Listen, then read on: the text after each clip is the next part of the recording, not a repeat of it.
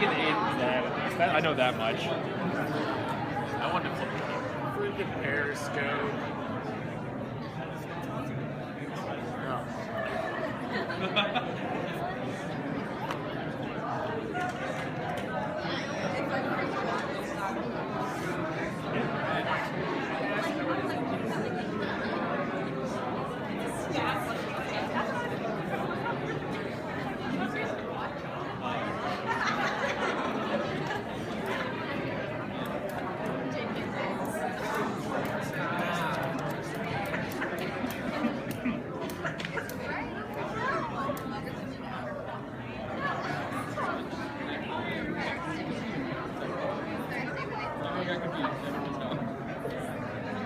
Yeah, I don't know what the issue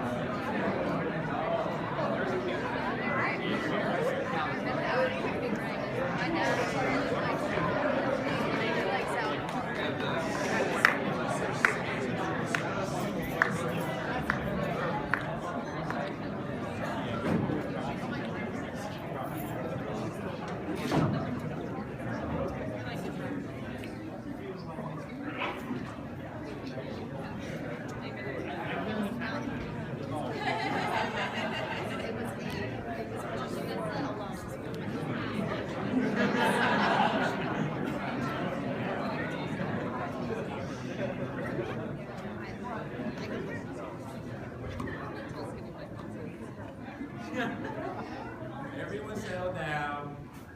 Go, Richard! All right, first of all, I want to begin by congratulating both parties. Sincerely, congratulations for having a very good accomplishment both on the final. Everybody go around the applause.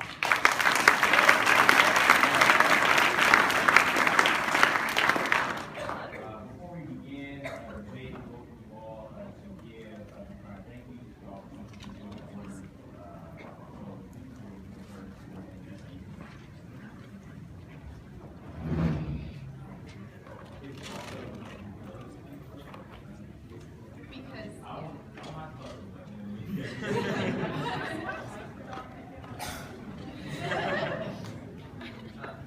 I'd like to thank a few people for this. The first person I would like to thank is Dr. Gina Lane. Dr. Gina Lane is the Department Chair of Communication and Theater. She is a former Director of Debate, a former Tournament Director of the National Parliamentary Debate Association, and somebody who's been very inspiring to both Caitlin and myself as debaters. Dr. Gina Lane was the first DOF to clear a woman-woman team at the Cross-Examination Debate Association. She has made massive headways in the debate community, and I know that there are several other Jewell alum out there watching somewhere, following from Facebook, or people like Matt sitting in the back, and they can all attest to the fact that Dr. Gina Lane always has done her best to make an inclusive environment, both in the classroom and in the debate space. Second, I would like to thank Dr. Ann Dima. Dr. Ann Dima is the Provost of William Jewell College and the Dean of Faculty. I can speak from personal experience. She is somebody who is always willing to advocate for the debate program, stand up for debaters, and work for the betterment of students. Third, I'd like to thank our outgoing president, Dr. David Salee. Dr. David Salee has been the president of William Jewell College for 16 years, and he's retiring at the end of this year. He's been a wonderful benefit to forensics, which we can all agree is awesome, and he's going to be seen out by our incoming president, Dr. Elizabeth McLeod Walls. She is going to be coming in, and we all look forward to seeing what she does for college. Next, I'd like to thank everyone we've debated with. I'm excited. I'd like to thank everyone we've debated with throughout our career. As seniors looking back, both Caitlin and myself are community college transfers, and the community has been absolutely invaluable in growing ourselves and understanding how we fit into the community. It's been incredibly educational. I couldn't thank everybody, but there are some people I'd like to highlight. Lauren Knope from Washburn University has always been a strong supporter of us. Same with Stephen Doubleby. Everyone on Washburn has been wonderful. I've enjoyed debating with Ryan and Caitlin this year, or Washburn debaters in the past. I'd like to thank my former partner, Stephen Hall. He has been just incredibly supportive, always helps me understand different things.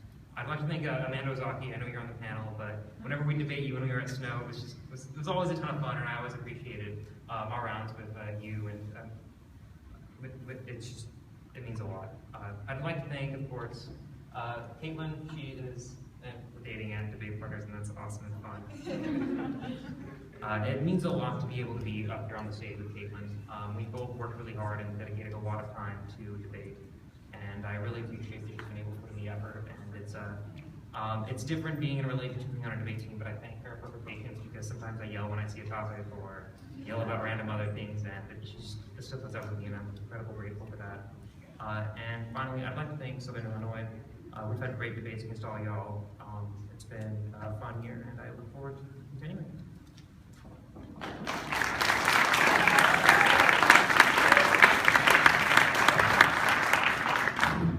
Hi, everybody.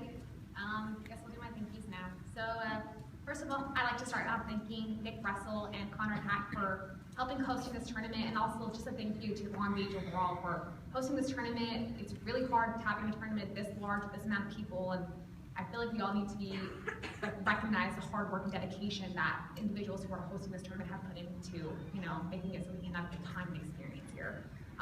Next, I'd like to thank, our coaching staff this year and in years past, specifically Kyle, Dennis, Bowers, and Lauren, who are here with us at this tournament. They've helped us a lot. Whoa, sorry, I follow.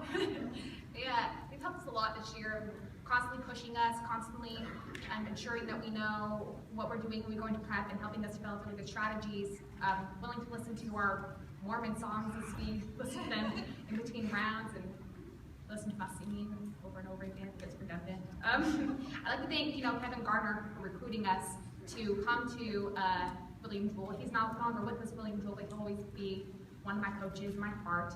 I'd like to thank our past coaches, specifically Linda Theodegard. David mentioned that we went to Snow College. She was really a huge influence for me as a debater. She was not only a person who I looked up as a female, as a female coach, which are rare in this community, but she also had no experience with Harley. She did not understand tech at all, but she allowed David and I to do something that we love to do, and she always supported us and would try to go out of her way to make sure we had the resources we needed to be competitive.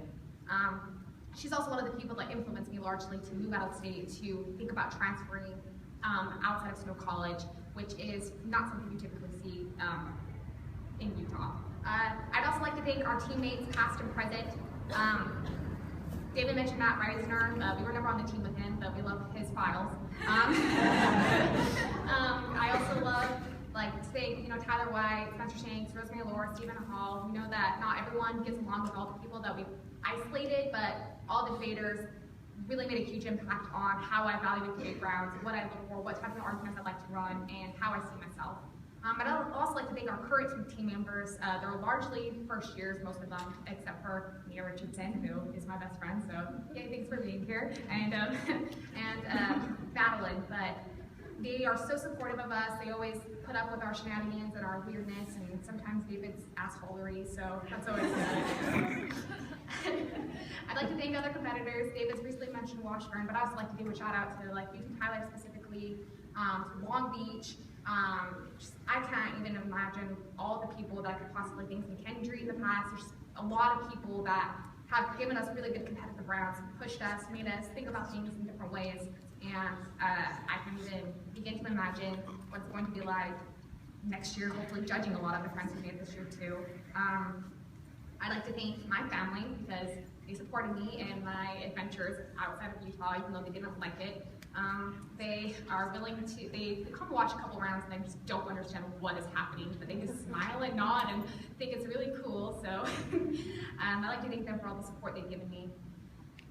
Lastly, I guess, and I'm sure I'm missing people, and I apologize for that, because we're trying to keep it short, because we don't want the lights to turn off at 9:30. But also, it's kind of overwhelming being a senior, having this be the last speech you'll ever give. That guy at you, thank you. You're awesome too. I just call you out.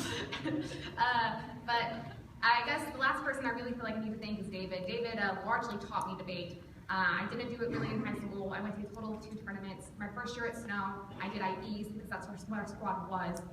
So it was my second year at Snow that I started learning Harley really that, and David taught me. I didn't know what uniqueness, link, and turn link impact was. I didn't know what fiat was. I didn't know anything. So it's just been an entire learning experience. And it's really, I think, awesome to begin my career and end my career with a person who not only informed most of the way I view debate, but also is, the person I'm dating and the person I love. And I'm glad that we get to be able to, after this round, continue to date and hang out, and it's gonna be great. But thank you all so much for coming, and all of you really are dear to my heart. I really love this community, and next year, hopefully, we'll see y'all around and judge your rounds and stuff. Thanks.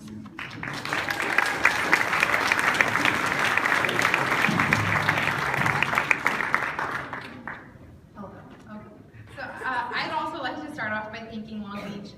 Being from El Camino in the Southern California region, I have a really close relationship to pretty much everyone on that team, and they've been nothing but kind to me and my history, and so I thank them for not only running the tournament, but also for letting me come back to California, because I'm a little far away from home.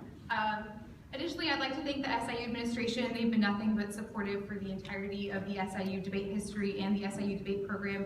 They ensure that we exist and that we will always exist, and that's really important for an institution. Next, I'd like to thank a couple of coaches. Whoa, just came. It's okay, we have waterproof mascara. So I'd like to thank Dr. Todd Graham, PhD. Todd, in all of his seriousness, is one of the nicest people you will ever meet. Todd genuinely cares not only about the way in which Bobby and I present in debate rounds, but also it doesn't matter if we win or lose. He cares that we learn debate, that we are good people, that we uphold a certain standard of ethics that does things like promote the debate community. And without Todd and his shenanigans and love for cookies and chocolate like me, I don't know if debate would be the same this year. I'd also like to thank H.J. Simpson, otherwise known as Ben Reed. Ben is super fun to have on the debate team. He thinks pretty much diametrically the opposite of me, which is really nice to hear sometimes when you're debating or when you have a coach, because then you're like, whoa, okay, like that's how that works. And Ben is always able to do things like teach me about hegemony, which I appreciate. And Ben has also just always been one of the nicest and most caring people to make sure that I am always appreciated on the team, that I'm always listened to, and that I have a spot, which is nice. The next is Zach. And I think actually pretty similarly, and we laugh all the time about jokes. We have a dire love for puns that I don't think I would survive the team if like somebody else didn't appreciate mine either. Zach does coaching for free for SIU. He literally does it out of the kindness of his heart, and I and Bobby appreciate that a lot. The last person from SIU that I have to thank is Ariana. Ariana had to go home because she was having massive migraines, but even though she's not on the team, she would message me all year and ask me how I'm doing. She would consistently support me. She would write me letters before tournaments to make sure that, I knew that I could still perform at my top level no matter what was happening around me or in school or anything else. And she's just an amazing person that has contributed a lot to my ability to feel comfortable and powerful in debate. So I'm going to go back in time a little bit, back to El Camino. I have a lot of coaches to thank from there. The first is Francesca Bishop, who's Director of Forensics and is still the Director of Forensics, who's been there forever. She not only makes sure that El Camino exists, even though every year they try to cut our program somehow, she magically makes sure that it stays there, and she let us prosper as debaters no matter how we wanted to. After she taught us the basics of the debate, she said, you know what, we think you're smart enough and that you should be able to read whatever arguments you want, which is really nice to develop as a debater. Mark Crossman, also Director of Forensics at El Camino, convinced me in high school to, I wouldn't say drop out early, but drop out early. He convinced me that I would be good at debate and that it was something worth risking, and so I appreciate Mark and his constant fear of me, but also to push me further. The next person I have to thank is Jevons. I'm not gonna look at you, Jevons, because you're right there. Jevons, after Mark and Francesca taught us things, Jevons was the person that really taught us how to debate, how to win rounds, how to compete at a national level that was different from the community college level, which was something that we really, Brittany and I, and just as a debater, really wanted to do, because we wanted to show people that you could be from a community college and you could still be competitive. Jevons dealt with my ridiculous shenanigans. I would do like random dance songs and be pulled apart in a chair during mile high prep, and would chug Robo because I was always sick last year, and Jevons just last year would not have been the same for me, and I don't think I would have come to SIU or devoted my entire life to debate if it was not for Jevons. I also have to thank Abby. Abby is here. Abby was Allison's, competed with Allison, but then also became my coach. They taught me also how to debate. I didn't know what a criticism was until we sat in practice rounds on Fridays in the afternoon when nobody was at El Camino, and literally sat there and just ran drills. And they taught me that, one, I was usually wrong about the K, which is fine, but also they taught me how to be better, and I really appreciate that. And Abby's just always told me that, you know, being a woman in debate is not something to be afraid of, it is something to take and to be proud of, and that framing from when I was young really helped me. I also have to thank Allison. It's very weird to debate against somebody that coached you. Allison has coached me since the day I walked onto the El Camino team and said things like, can we read a counter-capitalism critique, because I think capitalism is good. Yeah, I was a right-wing conservative Republican my freshman year of debate, and Allison did not forcibly change me, but she did make me think about the way in which I was taught my entire life and why that may or may not be wrong. Allison's also one of my closest friends. No matter when we compete or not, we always talk to each other and make sure that we're doing okay. And it's bigger than debate. We care about debate because it's a part of us, but it's also a part of the way that we love each other and help each other, and it's something that we both care about. And I could never, never replace her for that. I have to thank some partners, my two Bs, Bobby and Brittany. Bobby didn't even write my name down on his thank you list until we got here and sat down. So let's start with that pretext. But yeah, you know this. Bobby is a fantastic partner, somebody that I kind of took a while to get used to, but it's been very useful in teaching me the things that I was never the best at in debate. And also, Bobby and I is one of my closest friends in Carbondale, and that's hard for me because I'm so far away from all of the friends that I had before. And so we really had a great partnership, but also learned a lot about each other. And I'm so happy that I got to meet somebody that I can connect with and also enjoy debating with every single day in practice and in the real world and in life. Next person is really hard. I have to thank Brittany for everything. I would not be on the stage, I don't think, if it wasn't for Brittany.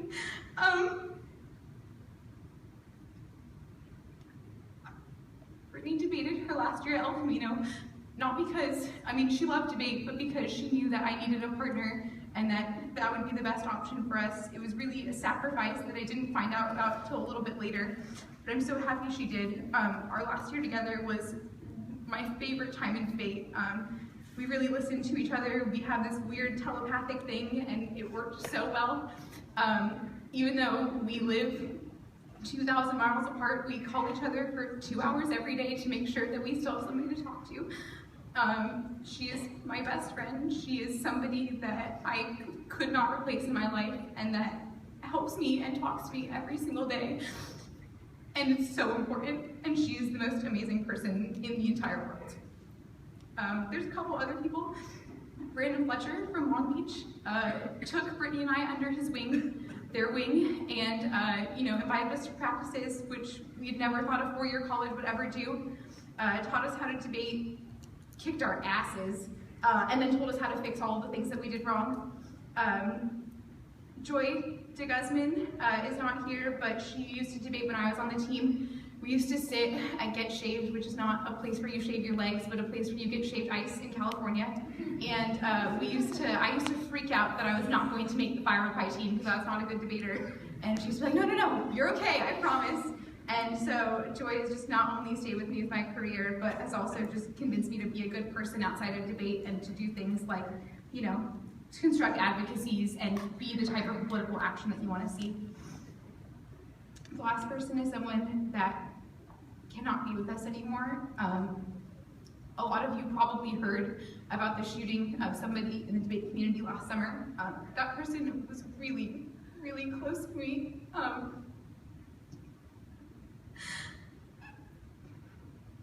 Ross Murad was Brittany and I's best friend on the circuit that was not from our team. They helped us write NPDA files because they couldn't go, but we could, and they just cared that community colleges were represented, and because they cared about being our friends. They drove like 2.5 hours plus traffic, whatever that equals in LA, to do practice rounds with us against arguments that we wanted to break at NPTE for no reason besides literally wanting to help us. They would talk to us at every tournament, and every time before a round, we would sit there and be like, we don't care who wins, like, it's community college debate, we're both gonna break, we think, and we would just genuinely try to have a discussion about something. For us, it was just somebody that I connected with so much. We both wanted to be president, we both had the same major, we both just understood the world in a very similar way, and it is so unfortunate that things like we talk about in debate actually happen to people that are so close to us, and debate has forever changed because of that, but it is also because it's become so much more important because I know that Faraz would want to be here, and I know that Faraz would have wanted to compete at this national tournament, especially at the school that he was going to go to. Gotta thank my mom and dad. The last time they watched me debate, I affirmed the queer suicide spectacle. So they have absolutely, It's just the regular terrorist spectacle. the regular terrorist spectacle. So that was a little interesting for them, but they know that I care about it and they know that it's important to me. And so even if they don't like it or don't understand it, I appreciate that they would let me do it and let me start my career early as in high school and at El Camino. Just lastly, there's just some people in the community that are so nice and genuine. Amanda, also Richard and Shannon, all of the alumni of El Camino have done nothing but always ask to help our team and always encourage us and tell us how to be good and compete at the 4-year level. And it's that sort of alumni support that I think keeps El Camino so strong. Also, people like Caitlin Bull and Ryan Kelly, we love debating against you. We think that you are fabulous people. We also love debating against KCK, we love debating against William Jewell, UT Tyler, Sarah and Kelly Burns from Washburn. There's just so many amazing people in this community that not only talk to me inside debate, but outside of debate, and I value those relationships more than winning a round. I value those relationships because they are important to how we progress as people and why we do debate in the first place. Lastly, I'd like to just thank the entire community. I think it's important to do things like understand that there are differences, like community colleges are different than 4 years, and it's really interesting that 3 of us are all community college transfers. I think that's super awesome at the finals of an NPDA round. I don't know if that's historically unprecedented, but I think it's definitely important, and that you shouldn't devalue a school or an argument based on where they come from. And just the rest of the debate community, for those of you who have talked to me, even though we've never really met. Other than that, I still think that your support is important and that your care for debate and willingness to discuss things like what happened in round, even if you weren't in it, show a dedication to the activity that none of us should give up.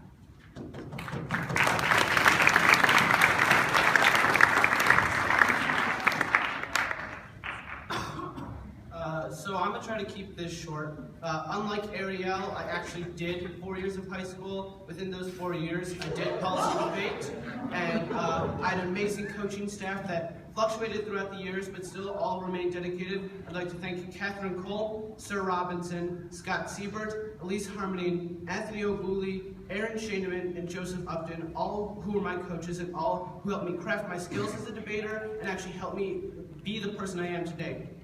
Next, I'd like to thank the SIU coaching staff. I'd like to thank Steven, aka Dr. Todd Graham, who has dedicated his life in the last 30 years to debate and coaching debate, and the SIU program probably would not exist today without him. I'd like to thank Rob Schneider, for dedicating his time this past semester or two, as Ariel said, for completely free. I'd like to thank Ariana Arnone, who has dedicated her time as well and dedicated making sure the team is actually well and able to compete at an effective level. I'd like to thank my mother, my father, my brothers, and my extended family for providing the financial and emotional support and pushing me to be a better person. I'd like to thank Carter Levinson and Evan Runberg for also being my best friends and making me the person I am today. I'd like, obviously, to thank Ariel Stevenson for putting up with my bullshit this past 2 semesters. I'd like you to thank the TAB staff for, despite putting up with bullshit, still willing to dedicate that sort of time and commitment to the activity where they're stuck in a damn room for like 3 weekends at times and can't even watch the debates that are happening. I'd like to thank the SIU Comm Department for giving us the ability to be here today. I'd like to thank William Jewell for not only giving us a great debate in the finals of the Mile High, but doing it again in the finals of NPDA. I'd like to thank the judging panel for willingly giving up your time to an activity which probably negatively affects our emotional and mental health. I'm not going to pull a Josh Rivera who forgot one of our coaching staff at the end of the tournament. I'm going to thank Ben Reed, who is one of our best coaches. He's leaving the SIU this year, but has been an immense help and we would not be here today. So in dedication to Benjamin Reed, go Bearcats!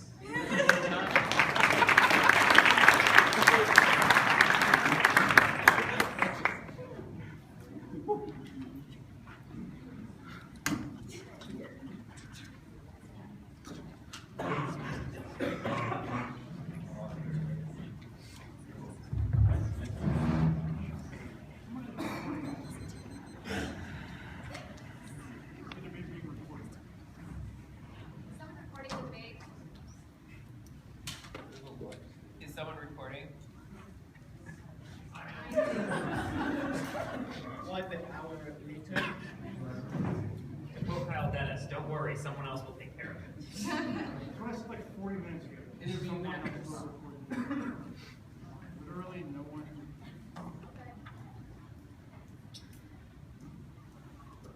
Is the live stream being recorded, or is it just being live streamed? I think it's just live stream, Josh. I can try to record it afterward. I don't know if I can or not, but.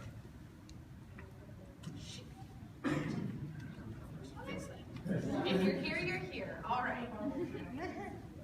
Okay. People in the back start yelling if the Reaper kicks in. I'm a little loud.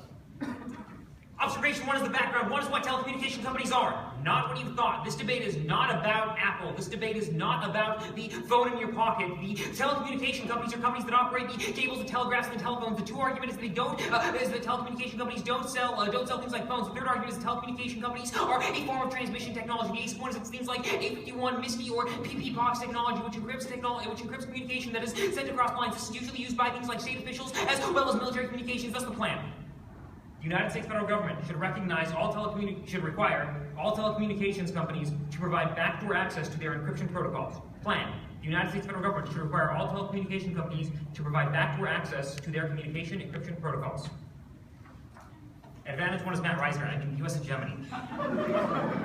Uniqueness 1 is the U.S. hegemony is on the relative decline of the status quo. The ace of 1 is the United States was unable to counter China in the South China Sea. This is largely because China has been able to engage in things like island building, but this largely only happened after the Snowden reveals because China was able to hack into the United States encryption protocols and use those for themselves. The beast of 1 is that Iranian hackers were able to hack into New York's infrastructure and threaten to shut down things like power grids. This is because Iran has access to the same technology that China has. China sells it backdoor access to Iran. The C sub 1 is Chinese cyber attacks. It's something that you hear about very frequently, but the reason it happens is because China steals U.S. encryption technology. The 2 arguments, the massive perception that China is outpacing the United States right now. The ace point is that China has a government monopoly onto Iranian telecommunication. The 2 major Chinese telecommunication companies occupy the Iranian sphere. The B sub 1 is that China has state-sponsored hackers that hack the United States encryption technology, which they then use. The EU Chamber of Commerce recently stated that the only encryption technology that China has access to are, in fact, encryption technology that they've stolen from the United States. The C sub 1 is that China has only been able to do this after the South China Sea after the argument is that this leads to a system of international multipolarity. The ace of 1 is an system of international multipolarity is aware other countries believe they can challenge the United States. This largely happens now because it's a question of military effectiveness. If China can hack U.S. ships, U.S. aircraft carriers, it means that they can outpace their military technology. It's no longer a question of spending, but it's a question of whether or not they can shut down an aircraft carrier from a remote location. The B sub point is that military superiority is absolutely critical to establishing U.S. multipolarity. An example for this is Great Britain. Even though they were the world's largest economic power, their empires are falling to the Ottomans because they didn't have military to back it up. The 4th argument is hegemonic ambiguity is bad. The ace of 1 is it undermines all diplomatic efforts. It's a matter of simple arithmetic. What this means is that international actors are willing to take multiple actions in order to do what is most beneficial for them, meaning that if they don't understand that the United States is the leading global hegemon, then what ends up happening is that they engage in a system, conflicting security agreements mirroring the system before World War I. The basic point is that this leads to an exploitation of asymmetrical power structures. This is what was happening during the Cold War, is that the countries became sites for proxy wars. The C sub point is that this also prevents things like Iranian cyber attacks. The D argument is it undermines all diplomatic efforts because of the system multipolarity. Joe, question? Sorry.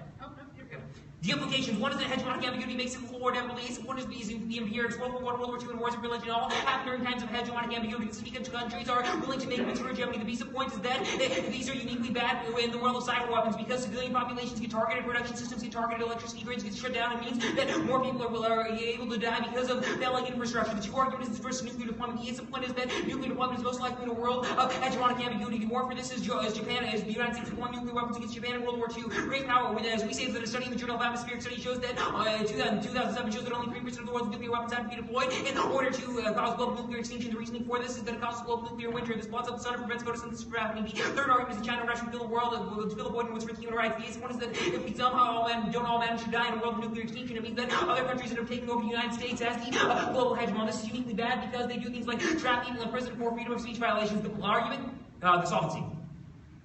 One is the plan happening in secret. The ace of one is a matter of national communication security. This has happened before, and there's precedent for it. The ace of one is Benghazi. The Benghazi hearing was secret. The beast of point is that foreign intelligence surveillance is always a question of national security and happens behind closed doors, meaning that enemies don't know about it. The cease of point is that the Air and Ocean Mail Act in the 70s is also an instance where this has happened because communication surveillance is something the United States considers compartmentalized information. The two arguments that solves the ace of one is that it allows the United States to outpace China. This means that we are able to acquire tech. Believe it or not, the United States has really awesome technology and tech development. We can't use it right now because China is able to intercept our communications. But if we know first, and China doesn't know because the plan happens in secret, it means that we can use our technology to outpace it. A couple of warrants. The first warrant is flame. The first warrant is a flame and such. The flame and such is where viruses that were developed in conjunction with Stuxnet was developed in conjunction with Israel. But the United States is able to deploy a team of highly specialized staffers in order to develop the malware that can hide for years at a time that will then shut down systems. The next warrant is that the United States is able to intercept military communications because we can do things like park satellites in only geosynchronous orbit. Means we can pick up radio communications from any location on Earth. This allows us to spy on Chinese diplomatic missions, which means the United States is able to engage diplomatically one step ahead of everyone else. The next warrant is the United States is then able to intercept Chinese military communications. This is uniquely beneficial because it means that when China does things like island hopping or island building, we're able to outpass them. But it also means that we have the ability to understand what China is learning from their security missions. The third argument is the plan increases our ability to preempt cyber attacks. The ace of one means that we have the ability to prevent things like the Iranian cyber attack and Iranian shutdown. I think it's okay. Thanks.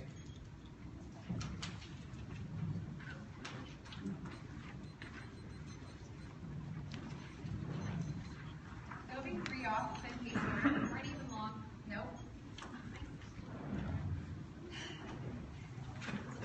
Are you touching the background page? Yeah. Okay.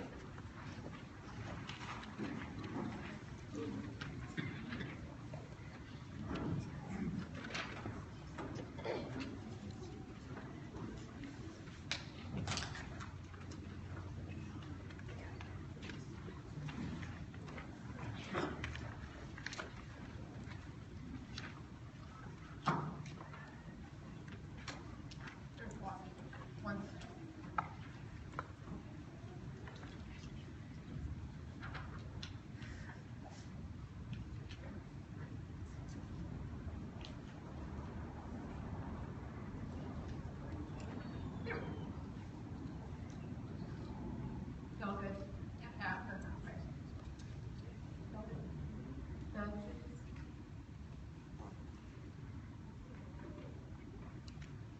The first is that is the international liberal order. The ace of points to me. This first argument is the international is that the world is moving towards an international liberal order. The task argument is that surveillance undermines it because it has spread the markets and make sure it encourages that democracy is spreading. This task argument is that revolutionary states have been pushed off the stage right now, which indicates that interdependence has grown, but also our ability to do things like engage in economic and continuation of the way in which countries do things like intermingle. This task was also grown, but also our argument that surveillance makes us tenuous for a couple of reasons. The first argument is that every country becomes scared in a world in which we increase our surveillance or has to be attacked successfully because it means they're not sure if they're going to target next. The second argument is it means that they are also tenuous about their security concerns because it indicates they're not sure and they cannot predict the way in which the U.S. would act towards security in the future, which means that their policies also become frankly. The second argument is that now, as the first, the ace points that great powers are not going to contest the international order task force. They will be backed down by things such as the UN, but also our entire commitment to international legitimacy. The second argument, the ace point of the BRICS, the BRIC nations and staff were also becoming more prosperous. They are realizing the BRIC nations are also becoming more prosperous.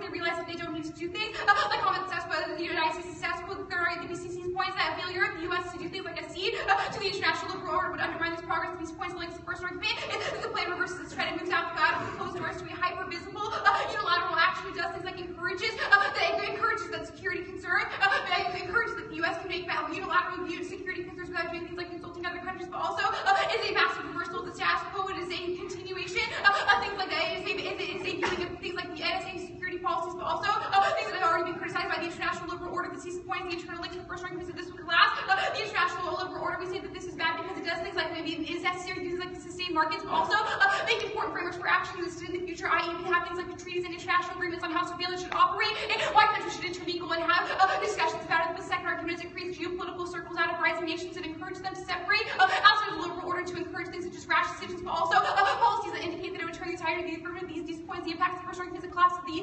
United States, and the international liberal order does things like create regional wars because individual countries are not able to accede to empowering the status quo. The second argument is it creates power vacuum masterminds like the international liberal order. Literally, every country fights for its interdependence. Also indicates there's no reason as to why they can't. They think that they can turn back against the U.S. Because there's literally no liberal order to check them anymore, which means that they do things like having decreasing diplomacy, but also means you don't move any. You don't solve any diplomacy arguments. History's on our side. World War II proofs. Tech dissent. The ace of points, the first argument is that the technology industry is on the brink right now. The ace of points that they're concerned over the way in which the U.S. surveillance is operating in the status quo. But the beast points that they've been maintaining slow growth. It's even important though because they've maintained growth even through the recession. But there are still cracks in this. There's still cracks in this because it's hard to do things like seed capital. Even in a world in which you are pushing through a recession, the ace of point is that tech companies are also shifting towards the EU and the status quo because they're concerned about the NSA backdooring all of their stats and all of their encrypted information. For example, IBM, which is the biggest tech company in the status quo, says they've been consolidating because they're not sure about the way in which NSA policies will function in the future. Yeah. What telecommunication companies are threatened? Because you isolated a tech company, but not a telecommunications company. The dissent is called tech industry, not telecommunications industry. The second argument is that there's a couple of events that predicate this. For example, the DOJ and Apple. This gives us the exact break. Our ace of points that the Department of Justice literally just rejected the case against Apple, which indicates that they would be able to do things like they'd be able to backdoor the iPhone and the status quo. But the beast point is that literally today the DOJ withdrew the lawsuit after it was filed against Apple because we say this does two things. The first is that it reassures technology companies that they will not be incurred, that they will not have lawsuits filed against them. And second of all, it reassures that the government is doing things like pursuing technology and its future in the status quo. The beast point links. The first argument is it would appear as the government is waging a war against the tech industry in the status quo to withdraw the court case against Apple, for example. It would show that the affirmative at 11:30 p.m. Eastern Time heading back to a congressional session to require the breakdown of access to things like communication privacy and status quo. This is not a crackdown. This is literally a massive reversal. It is a nuclear policy. It is literally the opposite of what they're expecting because 6 hours ago earlier, basically they withdraw the court case. Second argument is causing media investor freak out. Argument that it's timing and context tomorrow. Warning the technology stocks will deplete. They will crash. And depression proves this. Third argument is that it creates toxic climate for technology companies to trust in this because they think that nobody from the American companies will fear the backdown of regulations, but also show that future regulations are coming because the U.S. is willing to do things like punt insecurity for fear of the economy. These points eternal links. The first argument, technology is key to the economy. It's the only industry that was able to do things like grow in their recession. But the point is a key for big hedge funds because they do things like store all of their dollars. They think that technology is a safe investment, so they store all of their massive funds. And that's the third argument. That should be short-term arguments. The market collapses literally overnight. Tomorrow morning, the stock market opens and all of the investors have pulled out because the stock market's crashed. The impacts of first argument, econ collapse is bad. Econ collapse is like put millions of people in poverty. 3 million people live on less than $2 damage massively. Kill all of them. The second argument is we say poverty is bad because it takes 12 years longer life. The next argument is resource war. Economic collapse is superior resource war. Means the countries turn inward instead of outward. They have to do things like feed their population, which means that Matt doesn't check in a world in which all decision calculus goes out the window. The counterplay.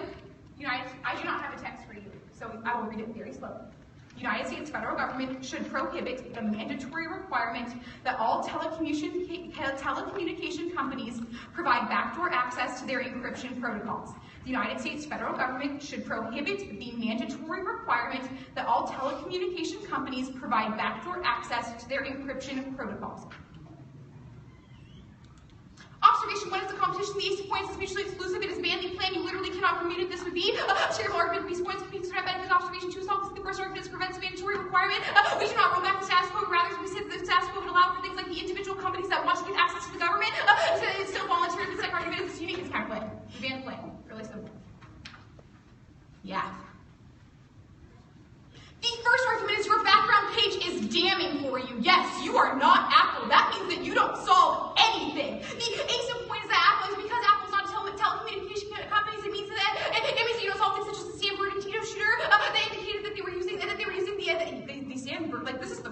that we're referencing. But the second argument is that because encrypt companies such as Apple or all the other massive technology companies, that means that they're still allowed to do things like the status quo. They're still allowed to do things like encrypt data over the internet, which means that the government would be able to do things like enforce all the backdoor protocols that you would require, which is how many people the next argument status quo installs your app. We already surveil telecommunications. The second argument is that NSA also has massive metadata collection of the status quo, which indicates that you don't be able to resolve any of the affirmative because the status quo is their argument.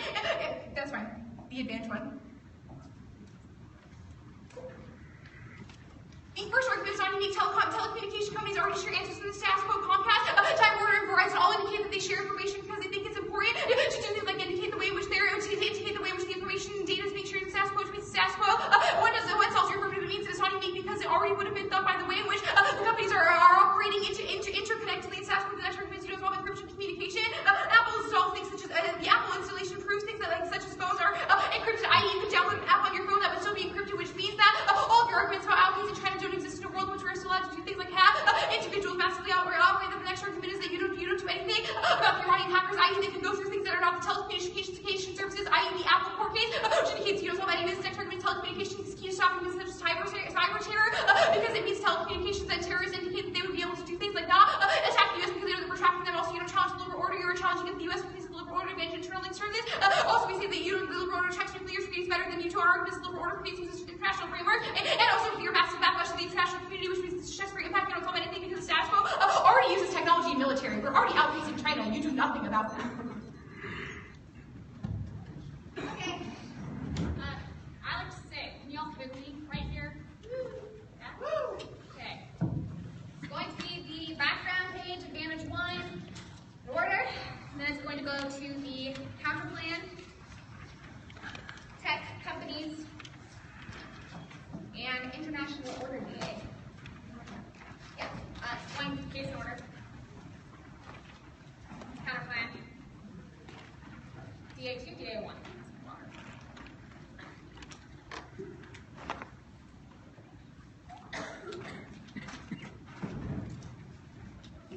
Okay, everyone ready?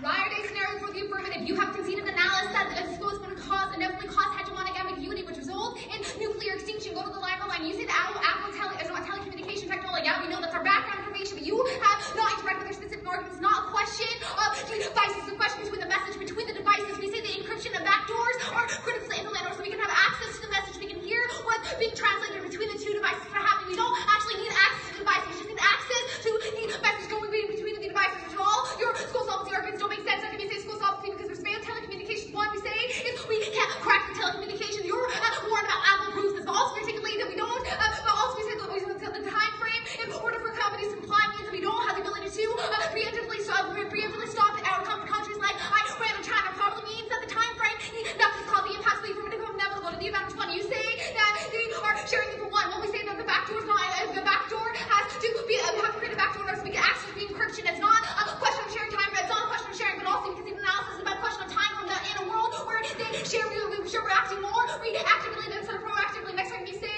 is that they can't get access to the vulnerabilities to enter this argument. Next thing you say is that they cyber terrorism will still happen. I don't understand how this is true in a world where I don't understand how this is true. In order to have a cyber terrorist attack, you have to get online, which means that telecommunications probably a prerequisite to a cyber terrorist attack. Next thing you say is that the international, you make some you say international framework of backlashing arguments. One, much exceed analysis that empirically hegemonic ambiguity causes violence become inevitable. We give you examples of World War I, World War II, and world religion. If your analysis is correct, the League of Nations probably would have stopped all of the wars we isolated in the PMC. Also, you can see the analysis that 1990s was the most peaceful time throughout U.S. history, throughout history of public education, that we are the one that's winning the war and wars and Sarker. Also, I want to go down the impacts. I want to extend that nuclear weapons are only launched in the world's hegemonic ambiguity, which means we're controlling the link on controlling the impacts of both of your disadvantages. Your impacts can never happen in a world where we solve that for hegemonic ambiguity. Means that it is a trial scenario for the affirmative. Also, we're going to articulate that you cannot solve the app because you ban it, which means that the impact of the entire straight turn to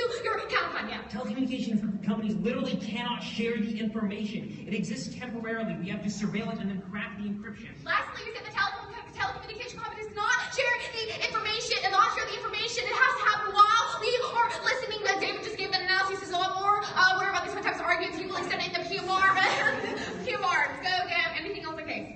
send this all to contacts and secret buildings to the cells. I want you to send the analysis of solving the contacts, habits, and secrets of the building to all of your advantages. Also, reason why the permutation table was solved. You can do the you can do the counterplan in public and do the plan text in private. You have not read any blocks as to why severance or intrinsic permutation is bad. If you do this in the MO, you'll straight turn them in the PM large. Sorry. Go to the counterplan. First argumentation is we say that China definitely is going to become the hegemon. I was going to definitely going to make a hegemonic bid in 2020. The result of your counterplan, a couple of words, the first of which is you have conceded that we are unable to proactively decrease China's ability to do things like cyber-terrorism, and also this information causes them to go to countries like Iran, which makes all the impacts of the affirmative become inevitable. Straight turns the entirety of your counterplan. Next one is permutation of the plan, and do the plan in public, do the plan in private, and the counterplan in public. We say that this causes inevitable one causes us to throw off any throws off our enemies on the trail, i.e. the China and Iran will never think the plan text is happening because we have publicly endorsed your counterplan. So point B is that this also means we have 100% access to our solvency of the affirmative. The next argument is no solvency. We say that just prohibiting the manufacture of backdoors is not able to solve enough of your the other couple of words. When we say the NSA mass surveillance will still be happening, and the backfold and loopholes of the patriarch probably means the telecommunications that tech companies are always going to lose profits, make those arguments on the disadvantage. But also we say that the international world is inevitably going to collapse. You cannot solve this by banning things. These are more for this. China's economy is decreasing right now, but also literally we're doing straight towards the hegemony is the best way to increase economy. Yeah, sure. One question. All right. If hegemonic ambiguity is the only internal link to hegemony, how does doing the plan in secret change that whatsoever? Nobody knows about. We're not making a reception argument. We're making every single time that China tries to do something militarily. Nobody knows about it. Eventually, right then, we should listen to it. Nobody knows about it. It's still like China's military strategists know about it. China's military knows about it. I'm sorry to make the work of CLC. Go to NPDA. Uniqueness. First of all, tech company talks about themselves right now. Company market persuades the companies like Apple, Microsoft, and Yahoo all predict to lose at least 10% of profits. And that's slow because of the same mass surveillance. This was the NPDA topic. This is the NPT topic from last NPT topic. We probably got this question. So maybe it's specifically Brazil broke a $4.1 billion contract with Bowman. Bowman went to with Boeing and went to Saab. Sorry, I don't know how to say that word. Went to Saab, probably good indication the countries are leaving the United States technology industries right now. So what C is now countries like Iran and India and China are marketing the U.S. economy, the U.S. surveillance. The U.S. will be always the U.S. will always surveil your as a motivation to cause individuals to go to China and Iran. China and India companies probably means that because it's not true. Little links one, I want you to say this is happening in secret. Means no link to the disadvantage. Two is hegemony is increasing.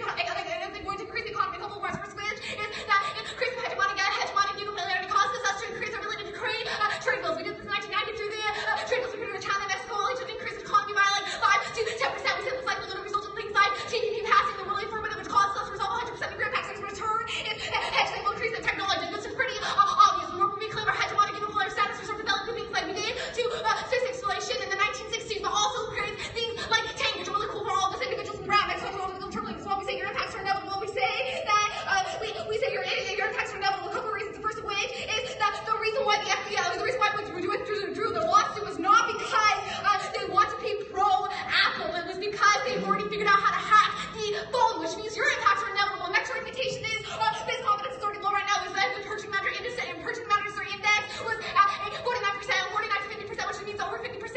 Businesses expect the economy to collapse. The status quo. We say this is more powerful economic indicator than was outlined means that because it's predictive and simultaneously predictive and reflective means that it's a tribex and therefore the affirmative go to the DA2. Weakness. Actually, yes.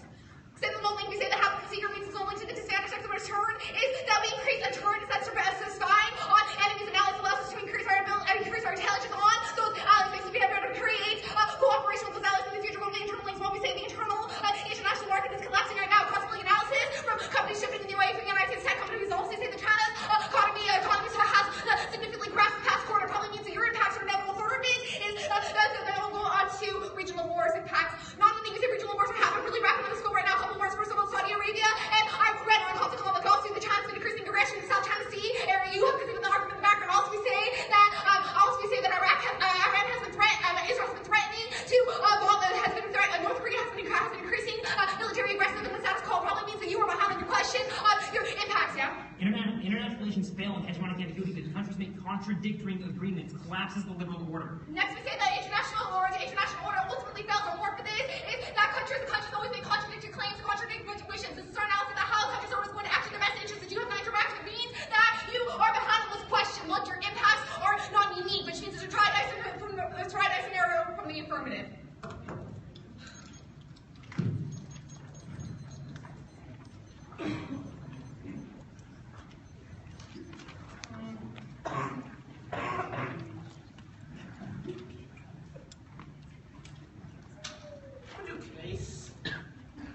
I'm gonna do case at top, straight down.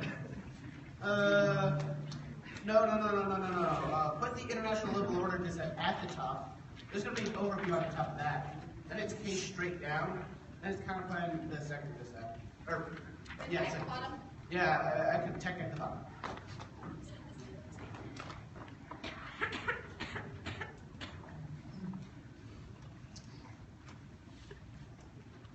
Is everybody ready?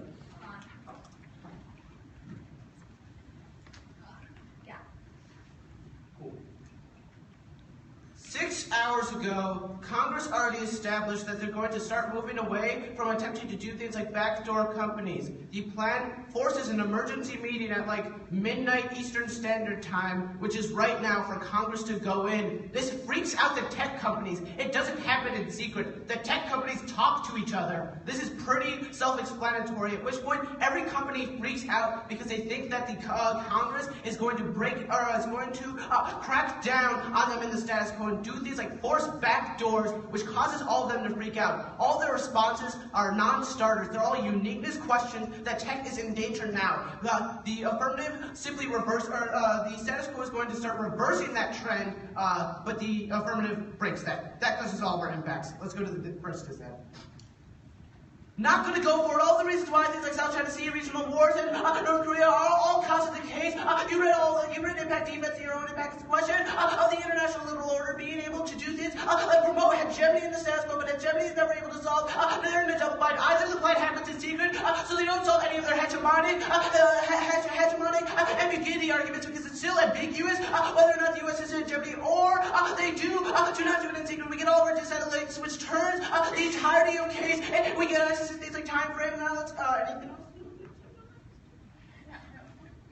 Okay, that's fine. Let's go to case.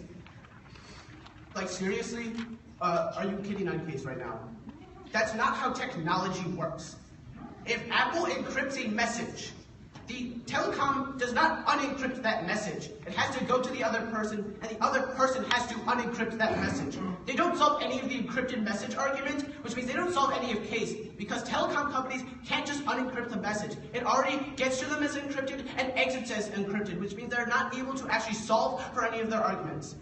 You can also say the telecom companies are already surveilled in the status quo. Comcast, things like Time Warner Cable already work with things like the federal government's a question of the mandatory warrants being able to, or mandatory backdoors in the status quo causes those companies to freak out. But the status quo is able to resolve all the impacts because tech companies are already willing to do things like work with the federal government in the status quo, which means that there's only a risk of a dissent because we're able to still do things like hack the satellites that they talk about. Now they say that we're not going to crack down on telecoms in the status quo because of secrets, obviously. Tech companies, number one, talk to each other, so it's able to resolve all those secret arguments. Now, we're not able to stop countries like China and Iran, only no longer which we have things like a stable tech industry, are we only able to do things like China and Iran. Now, the status quo solves all their preemption arguments. Even if China tries to hack the United States, the tech industry is able to resolve all those arguments. Your question? Which telecommunication companies are going to talk to each other and leak compartmentalized top secret information? When the United States federal government forces backdoors on literally every single telecom company, somebody's bound to talk about it. Also, Comcast, Time Warner, and Verizon, you conceded already. Yes, Comcast, Time Warner Cable, and every other telecom company already talks about this stuff in the status quo. They already are surveilled by the federal government, which is something that simply solves the entirety of case because we can still hack all the information. Advantage one. Number one, it's that the Apple proves that votes will always be encrypted, meaning they're not able to actually do things like unencrypt the messages. Telecom companies aren't the ones who have to do that. Number two is that if they're able to do things like unencrypt things like the Apple messages, that's the reason why the status quo already resolves case because the United States federal government can probably do things like unencrypt all the telecom without getting permission to do so. That's all of our arguments on the status quo solves. Now the event is not unique. We're all dealing with things like the international liberal order of the status quo, but that will never really fail and conceded. Uniqueness never means they're never actually able to solve things like the case arguments now. They say separate from intrinsic permutations. All the debate right here. This forces the things like the counterplan curriculum, all of our negative arguments. We're not able to get something as simple as a critique or counterplan, which locks us into solely status quo debates. And we always lose on topics that are fundamentally screwed up. The second argument is that it shifts the focus point of the 1AC debate, which is the 1AC, meaning the negative always literally loses because they just read intrinsic permutation. That kills things like fairness in education because they're never actually able to learn about the topics because they always just get out of them. They say they do it in secret. I answer them above.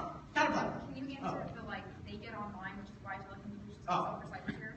They say they get online in the status quo. Obviously, things like Iranian, Chinese telecoms are outpaced by the United States in the status quo. We have the best technology in the world, which means the status quo is able to resolve all the case arguments. The second argument is that surveillance telecom in the United States doesn't actually change how that functions. If they're going to hack things like the federal government, then we already air lots, which means that they're on separate networks, which are fundamentally impossible to hack on a different network. Can you explain the last LOC argument that we're already outpacing China's military, which means you don't have impact? We're already outpacing China's military. It's not a question of raw numbers, but it's a question of the technology and the status quo. The technology is what allows for things like U.S. hegemony and the status quo to be able to do things like have drones and have the ability to be anywhere in power project across the world. That's critical internally from the dissent to solve the case. Counterplan. Counterplan bans the entirety of the affirmative. The permutation fails. It's mutually exclusive. You cannot do the plan and ban it. Their permutation is functionally still doing the plan, which still leads to all of our dissents. Hegemony is not a dissent because we internally turn it on the actual dissent. Well, they say no solvency. We're better internally because the status quo is number one already able to reserve already able to do things like surveil the critical areas that is needed in the status quo. But there's only a risk that the Affirm hurts that.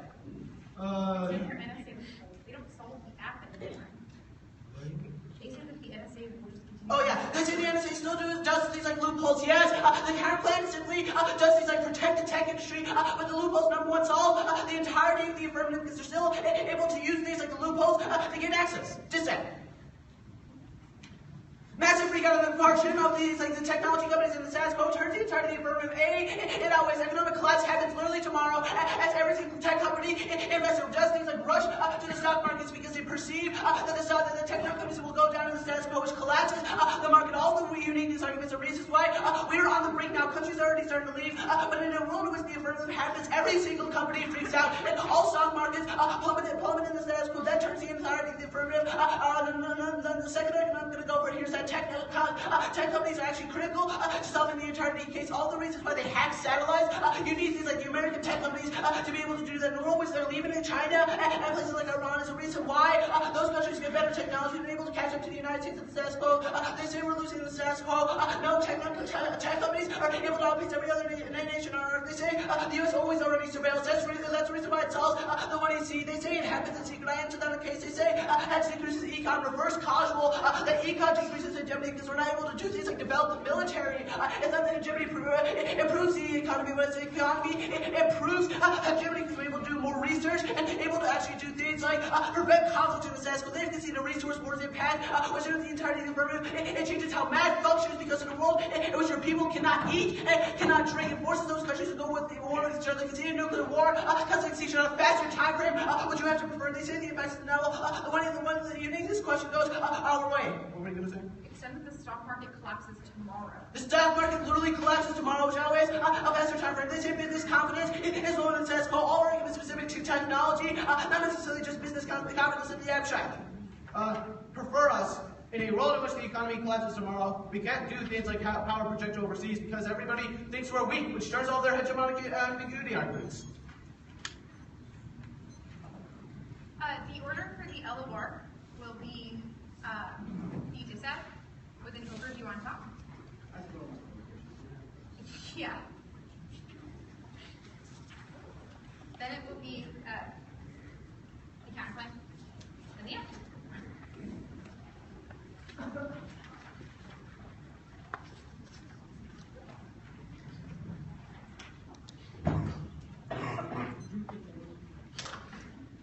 Dissent, counterclaim, and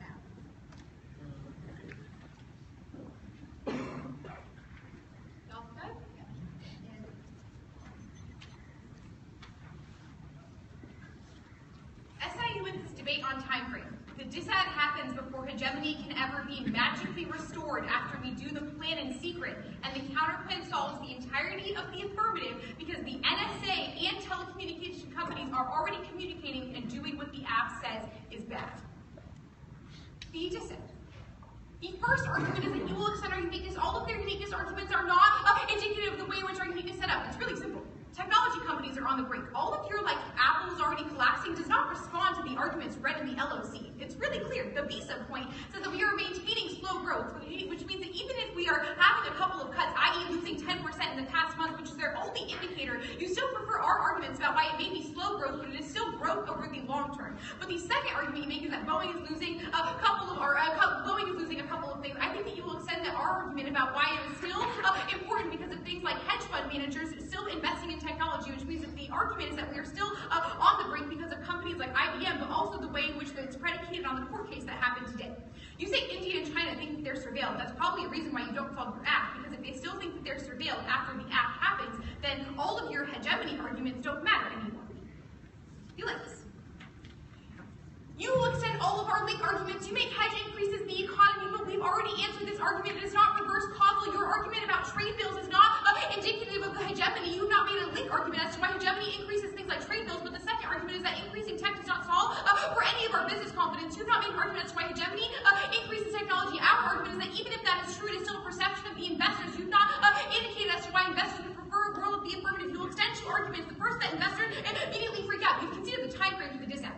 Tomorrow, the stock market's closed. Do not let them trounce on this argument in the PMR. They have conceded it out of the LOC and the MG, which means that we have a time frame of tomorrow. Tomorrow, investors think, oh shit, all of my company doesn't matter anymore because it's being cracked down by the government. You can see that it's not just a crackdown, but also that it goes nuclear because it is literally unprecedented. The impact debate.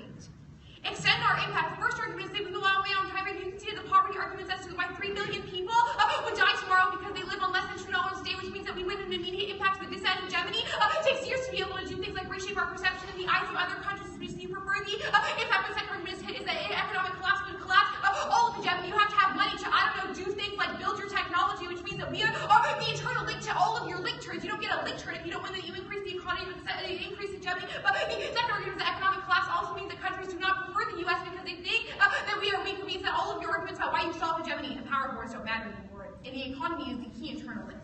Your BizCon argument also doesn't matter because it's not specific to tech. The rest of the industries in the U.S. can be fine. It's about the tech sector. Counterclaim.